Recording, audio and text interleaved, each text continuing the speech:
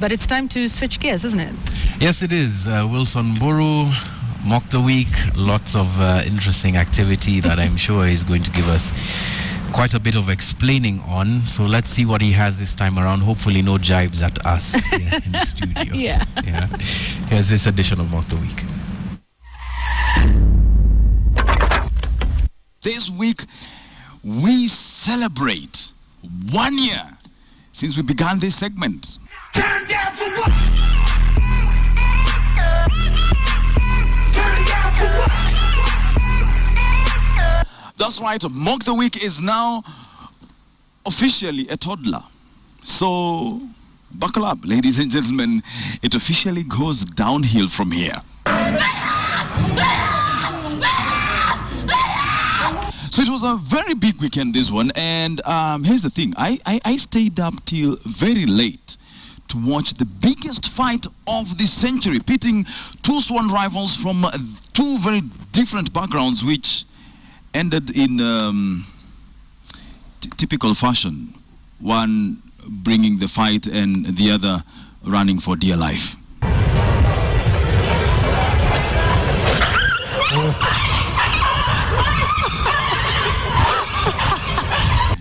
Yeah, I was up all night watching cat videos.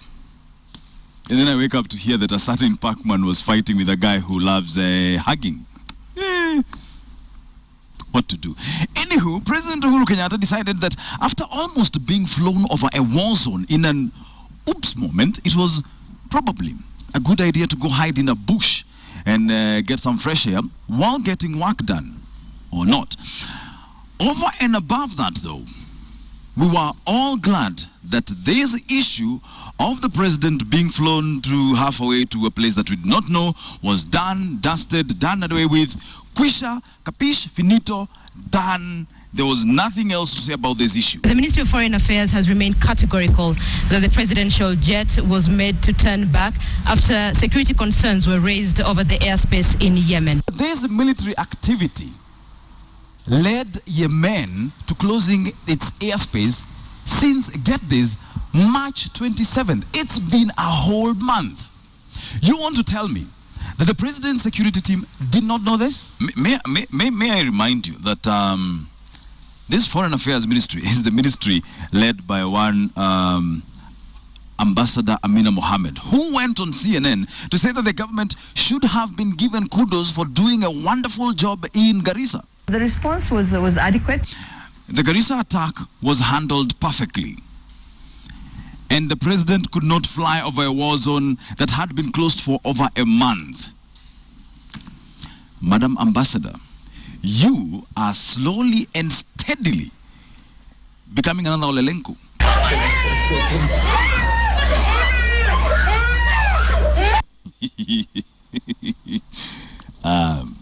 But by the way, the person you see in that video is the Kisumu Deputy Speaker, Pamela Josie, or in short, the next Oscar Award winner. It turns out that if you don't carry your badizos to work, people just stop fearing you.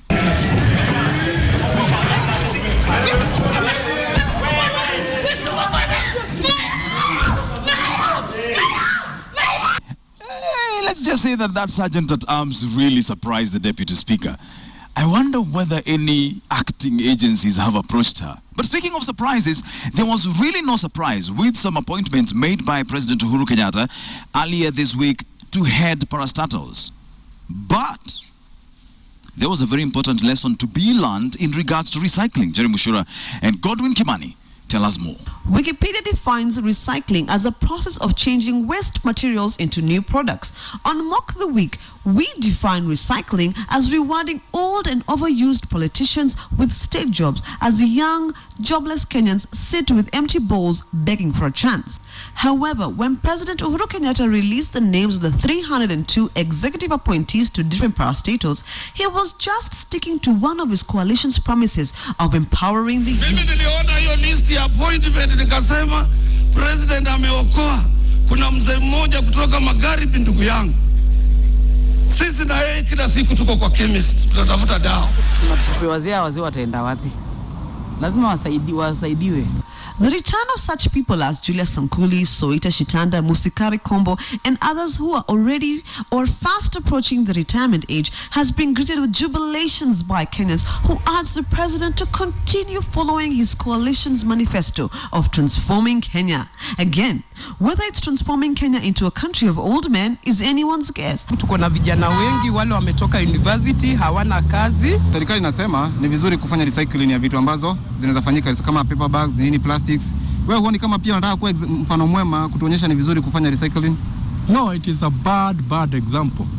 If somebody has failed in the past, who tells you in future he will be successful? Political rejects have dominated the appointments, getting soft landing from oblivion. As a mere person who retired in Kibaki regime is being recycled like hakuna vijana wengine wamesoma. Kenya's new creed, accept and move on, or as we say here in Mock the Week, kubali yaishi. This week also saw KOTU celebrate 50 years of existence, and everybody was invited, including President Uhuru Kenyatta, and he came armed with goodies, including an exercise routine for Atwoli by running up the stairs, forgetting that Atwoli's running would be hampered by his belly.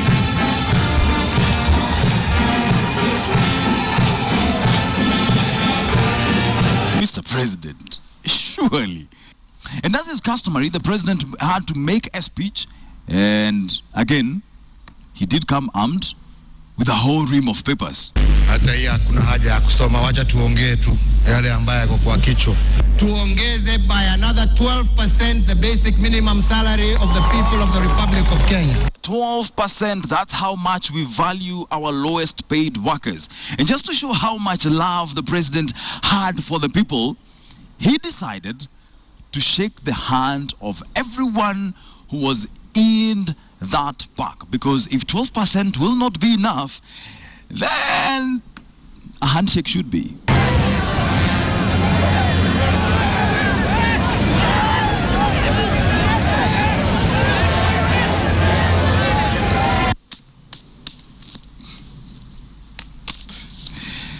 That's all we had prepared for you on this episode of Mock the Week tonight. Stay safe. God bless. See you next Sunday.